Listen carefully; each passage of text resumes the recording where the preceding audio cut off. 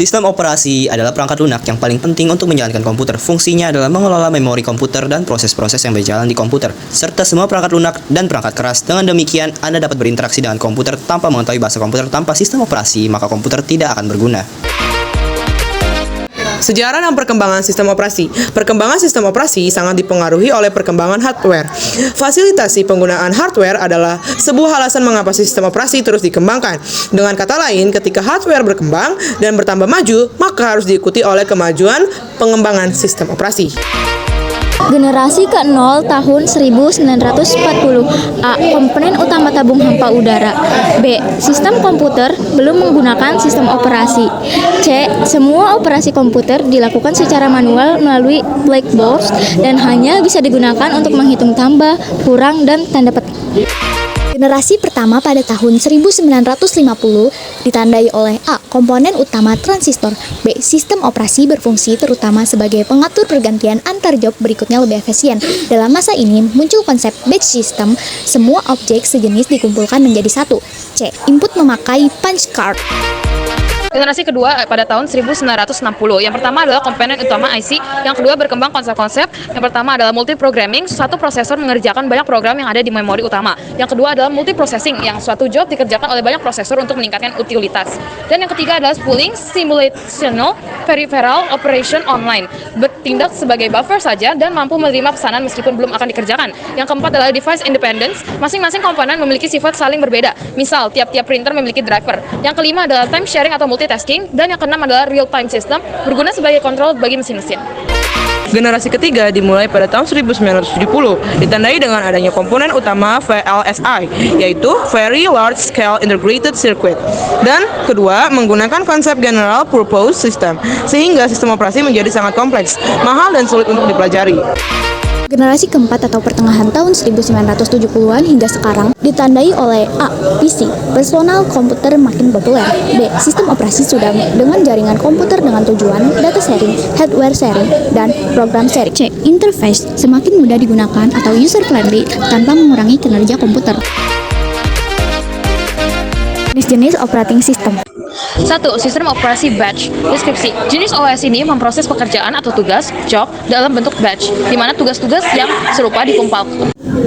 Sistem operasi multitasking atau multiprogramming. Deskripsi. Sistem operasi yang dapat menjalankan beberapa program atau proses secara bersamaan dengan membagi waktu CPU secara efisien. Time sharing. Contohnya Windows, macOS, Linux. Kegunaan. Digunakan pada komputer pribadi atau workstation untuk mendukung banyak aplikasi berjalan secara bersamaan. 3. Sistem operasi real time atau RTOS. Deskripsi. Jenis OS yang dirancang untuk memproses data secara instan atau dalam jangka waktu yang sangat ketat. RTOS digunakan untuk aplikasi yang memerlukan respons tepat waktu. Contoh VxWorks, KeyNX, dan FreeRTOS. Kegunaan digunakan dalam sistem kontrol industri, perangkat medis, dan sistem yang memerlukan respons cepat seperti pesawat atau mobil otonom. 4. Sistem operasi terdistribusi. Deskripsi. Operating system ini menjalankan beberapa komputer yang terhubung dalam jaringan, tetapi tampak sebagai satu sistem komputasi besar. Semua komputer berbagai sumber daya seperti memori dan CPU. Contohnya, Google Maps Reduce, Apache Hadoop. Kegunaannya digunakan dalam sistem komputasi skala besar seperti cloud computing dan grid computing. 5. Sistem operasi jaringan atau network operating system. Sistem operasi yang dirancang khusus untuk mengelola jaringan komputer. OS ini memungkinkan komputer untuk berkomunikasi dan berbagai sumber daya seperti file atau printer melalui jaringan. Contohnya ada Novell Network, Microsoft Windows Server, dan Unix. Digunakan pada server jaringan untuk mengelola perangkat jaringan dan mendukung berbagai data serta aplikasi antar pengguna. 6. Sistem operasi mobile.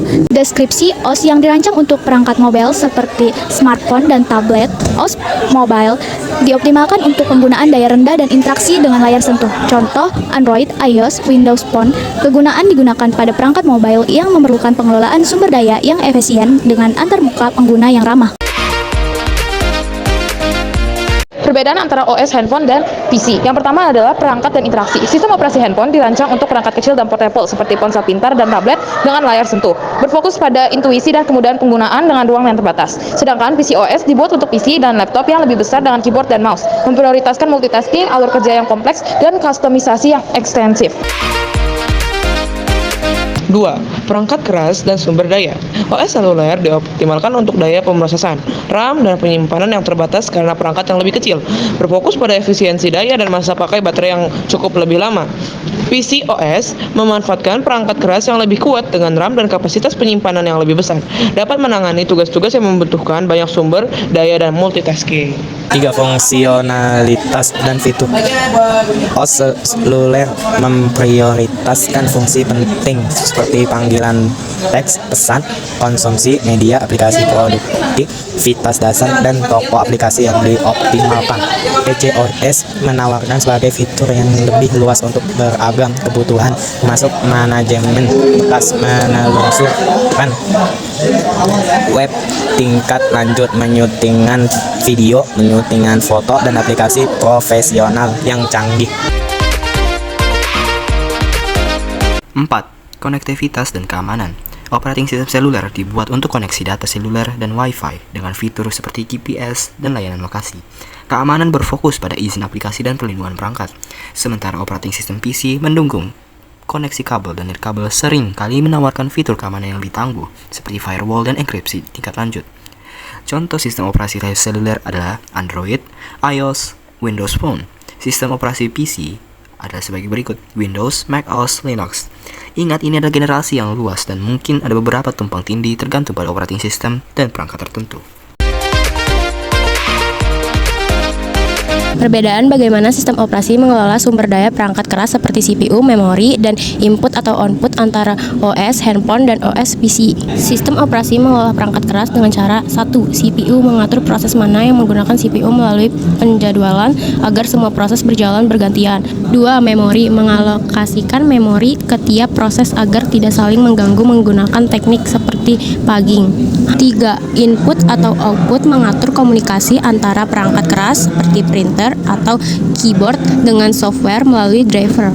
Ini menjaga agar semua komponen bekerja efisien dan tidak bentrok. Memprioritaskan multitasking, alur kerja kompleks, dan kustomisasi yang ekstensif.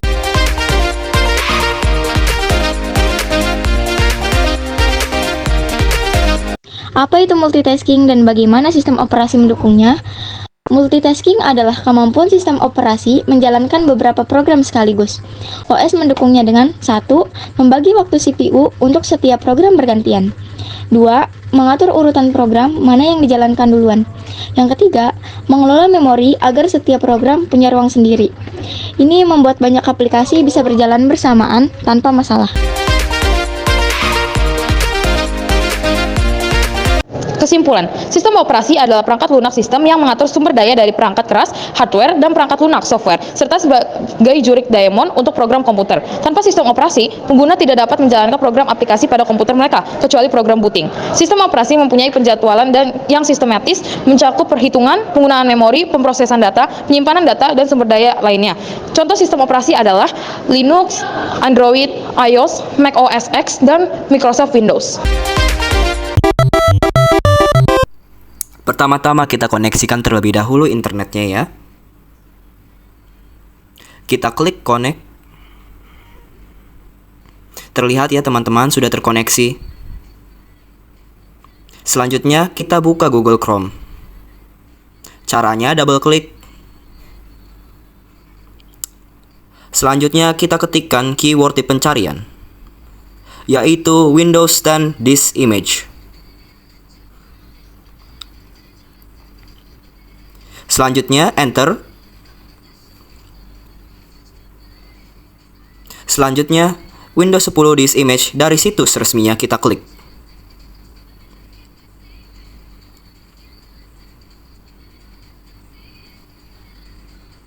Di sini terlihat ya teman-teman, kita tidak bisa mendownload secara langsung karena kita dialihkan di forum media creation tool ya teman-teman.